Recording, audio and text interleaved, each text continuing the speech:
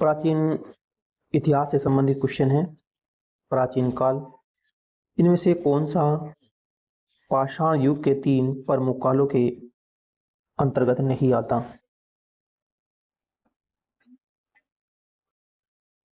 तो ताम्रपाषाण काल जो है, ताम्रपाषाण इन तीनों पाषाण युग के अंतर्गत नहीं आता। ये हैं नवपाषाण, मध्यपाषाण, पुरापाषाण। ताम्रपाषाण इनसे अलग है। पाषाण युग में मनुष्य पत्थर के औजारों का प्रयोग करता था। पाषाण युग के 3 चरण हैं: पुरापाषाण काल, मध्यपाषाण काल, नवपाषाण काल। ताम्रपाषाण युग नवपाषाण युग के बाद आरंभ हुआ। तो ताम्रपाषाण युग नवपाषाण युग के बाद आरंभ हुआ, जिसमें मनुष्य तांबे के औजारों का प्रयोग करने लगा। लगभग 500 ईस्वी पूर्व मनुष्य ने सर्वप्रथम तांबे की धातु का प्रयोग किया था। भीमबेटका की गुफाओं की खोज ये कब की गई थी? भीमबेटका की गुफाओं की खोज कब की गई थी? ये की गई थी 1957-58 में। तो भीमबेटका की गुफा भारत के मध्य प्रदेश के रायसीना जिले में स्थित है। ये गुफाएं चारों तरफ से विंध्या पर्वतमाला से घिरी हुई है। यह एक पूरा पाषाणिक गुफा आवास है, जिसकी निरंतरता और ऐतिहासिक काल तक रही है। इसकी खोज डॉक्टर विष्णु श्रीधर वाकणकर के द्वारा 1957-58 में की गई थी और वर्ष 2003 में यूनेस्को ने इसे विश्व धरोहर स्थल घोषित किया था। भीमबेटका की शैलाश्य जो निम्नलिखित में से किस लिए प्रसिद्ध है?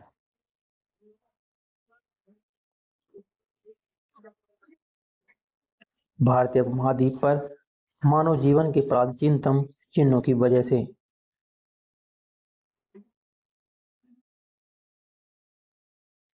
मध्य प्रदेश के विंध्या क्षेत्र में भोपाल के दक्षिण पूर्व में रायसीना जिले में अवस्थित भीमबेटका गुफा से मानव जीवन के प्राचीनतम चिन्हों के प्रमाण मिले हैं। यद्यपि यह अधिकांश चित्रकारी मध्य पाषाण युग की है, किंतु यहाँ उत्तर पाषाण काल, ताम्रपाषाण काल, प्रारंभिक ऐतिहासिक और मध्यकालीन युग के भी चित्र मिले हैं। भारत में पाषाणकालीन शिला चित्रकारी कहाँ पाई जाती है? ऑप्शन नंबर इसका बी है, भीमबेटका में पाई जाती है। भारत में पाषाणकालीन शिला जो है चित्रकारी, ये भीमबेटका में पाई जाती। भीमबेटका भारत के मध्य प्रदेश प्रांत के रायसीना जिले में स्थित एक पूरा पाषाणिक आवासीय पुरास्थल है, जहाँ पर पाषाणकालीन शिला चित्रकारी पाई जाती है। नेक्स्ट है, निम्नलिखित में से कौन सा मानव गतिविधियों एवं सभ्यता के प्रागैतिहासिक काल का एक सही कालक्रम है? पूरा पाषाण, मध्य पाषाण, नव पाषाण, उसके बाद आता है ताम्र पाषाण।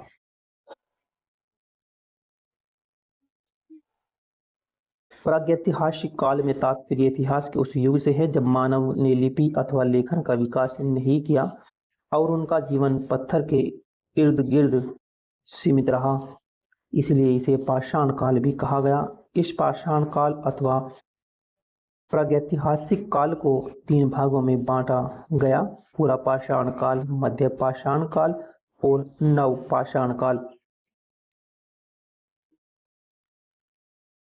प्रागैतिहासिक, आदि ऐतिहासिक और ऐतिहासिक काल के लक्षण।